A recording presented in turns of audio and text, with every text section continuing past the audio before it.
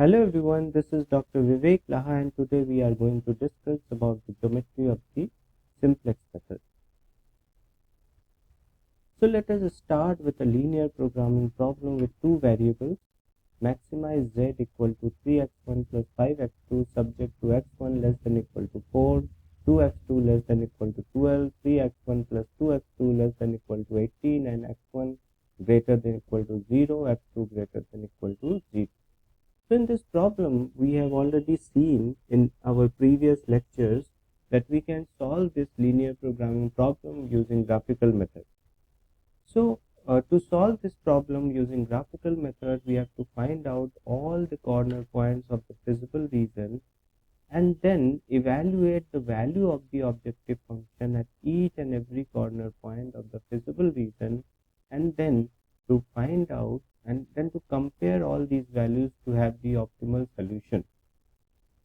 Now the question is whether we are able to find out the optimal solution without actually calculating the value of the objective function at each and every corner point of the feasible region, and it will really reduce the number of calculations and the cost required to find out the optimal solution.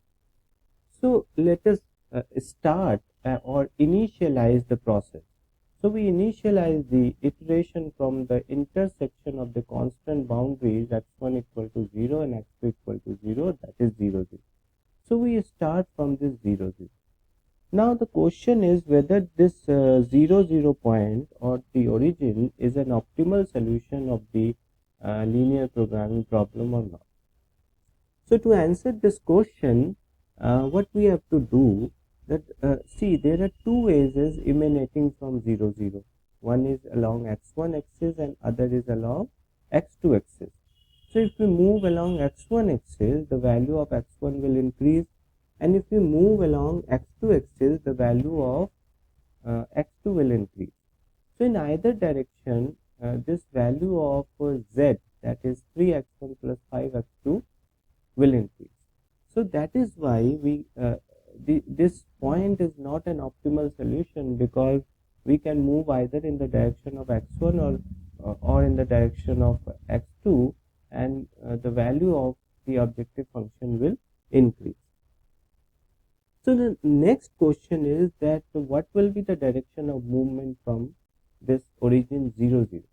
So either we can move along the direction of x1 or in the direction of x.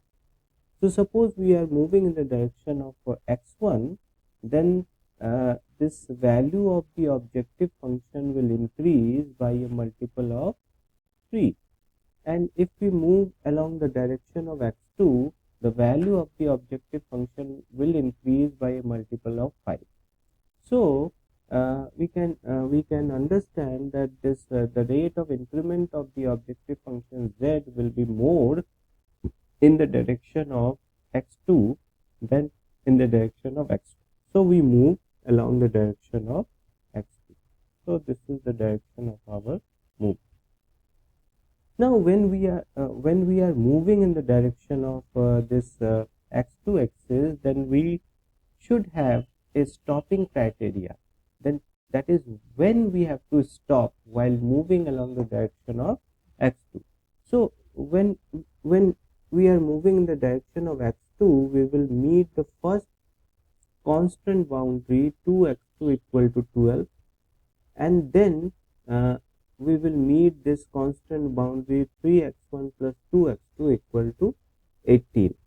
Now if we move beyond the constant boundary 2x2 equal to 12, then we will go outside the feasible region. So that is why we must stop at the first constant boundary 2x2 equal to 12. So we stop at the first constant boundary 2x2 equal to 12, and then we calculate the point of intersection of these constant boundaries, that is 2x2 equal to 12 and x1 equal to 0.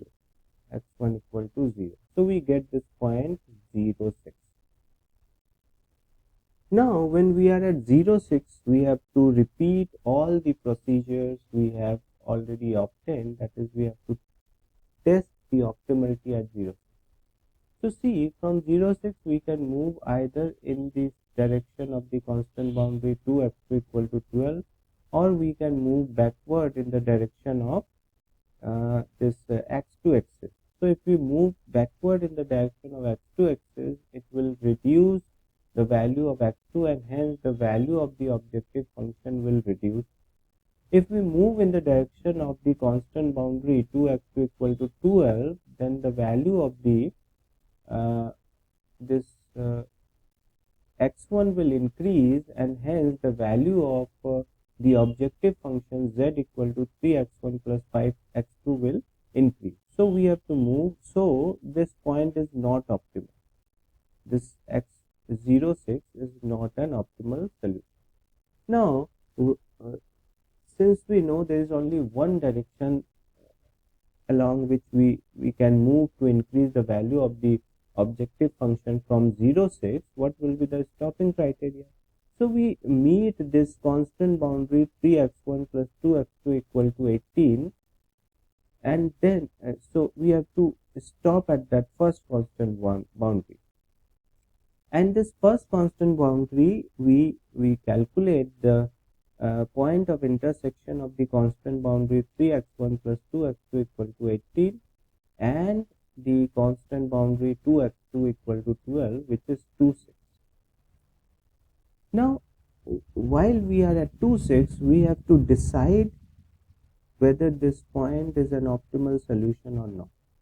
Now, see, if we go backward in the direction of this constant boundary 2x2 equal to 12 from 2, 6, then it will reduce the value of x1 and hence the value of the objective function will decrease.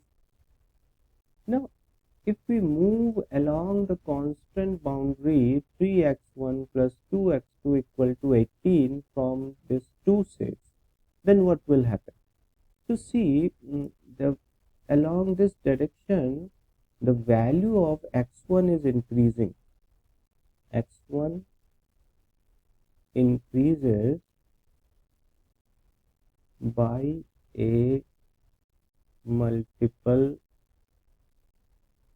of, see, x1 is increasing by a multiple of 3, and along this direction x2 is decreasing. X2 decreases by a multiple of 5. So you can see the rate of decrement is more than the rate of increment, and hence the value of the objective function z will decrease if we move along the constant boundary 3x1 plus 2x2 equal to 18 from 2, 6. And hence there is no direction from 2, 6 which will increase the value of the objective function, which implies that this 2, 6 is the optimal solution of the given linear programming problem. Hence 2, 6 is the optimal solution. Now we have some questions. What if we start the iteration from 4, 0? So if we start this iteration from 4, 0, we will reach this optimal solution in 2 iterations. See, along. So from 4, 0 we can go to 4, 3, and from 4, 3 we can go to 2, 6.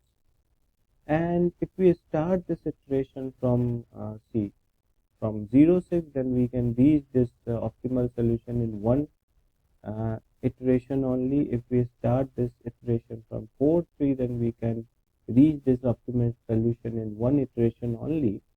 So the point is that we can find out the optimal solution of the linear programming problem without actually calculating the value of the objective function at each and every corner point of the feasible region.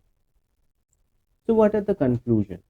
So first thing is it is possible to find out the optimal solution without calculating the value of the objective function at each and every feasible corner point.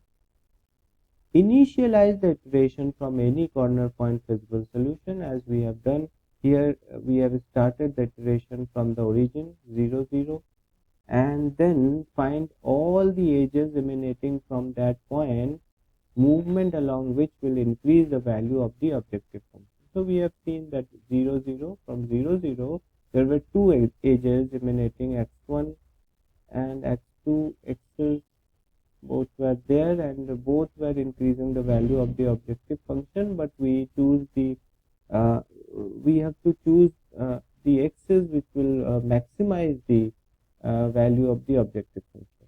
So if no such edge exists, then the point is optimal, as we have seen in the case of 2 6. There was no edge emanating from 2 6 which will increase the value of the objective function, and hence that point was an optimal solution. Now otherwise, move along the edge with maximum rate of increment of the objective value.